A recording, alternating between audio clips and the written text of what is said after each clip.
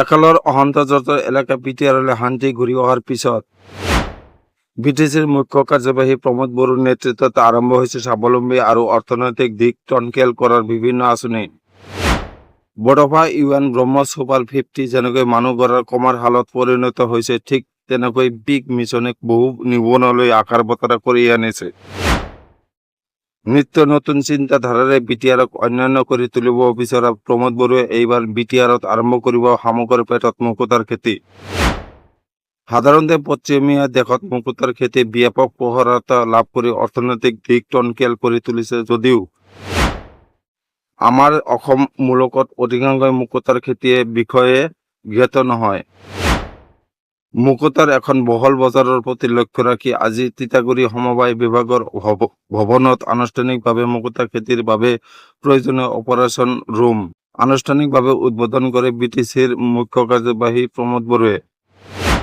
মুকুতা খেতিৰ বাবে প্ৰয়োজনীয় অপাৰেশ্যন ৰুম উদ্বোধন কৰি প্ৰমোদ বড়োৱে কয় যে প্ৰথম পৰ্যায়ত 20 গৰাকী মহিলাক মুকুতা খেতিৰ বাবে প্ৰশিক্ষণ দিয়া হৈছে আৰু তেওঁলোকক মুকুতা লগৰী বুলি জনা যাব।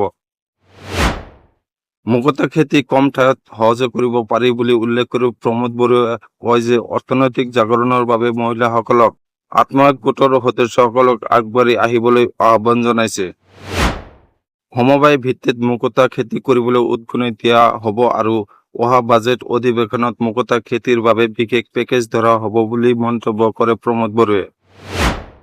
বিটিচিৰ সমবায় বিভাগৰ উদ্যোগত অনুষ্ঠিত হোৱা আজিৰ সভাত বিটিচিৰ সমবায় বিভাগৰ কাৰ্যবাহী সদস্য উকিল মুছাহাৰী, বিভাগীয় মুৰব্বী জয়ন্ত খেৰকেটাৰীৰ সৈতে আন বহু বিশিষ্ট ব্যক্তি উপস্থিত আছিল। প্ৰধানযোগ্য যে শামুকৰ পেটত কৰা মুকুতাৰ খেতিৰ এখন বহল বজাৰ আছে আৰু অতি কম ঠাই কম পানীত শামুকৰ পেটত মুকুতাৰ খেতি কৰিব পাৰি।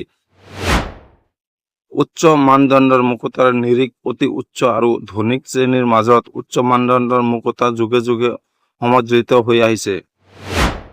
বিটিআৰত মুকুতা খেতি সফল হলে অনাগত সময়ছোৱাত অৰ্থনীতি সলনি হ'ব বুলি ধাৰণা কৰা হৈছে। তদুপৰি মুকুতা নিৰ্মাণ আৰু পলিচিং ফেক্টৰীত বহু নিবনুৱাই সংস্থাপন পাব বুলি ধাৰণা কৰা হৈছে।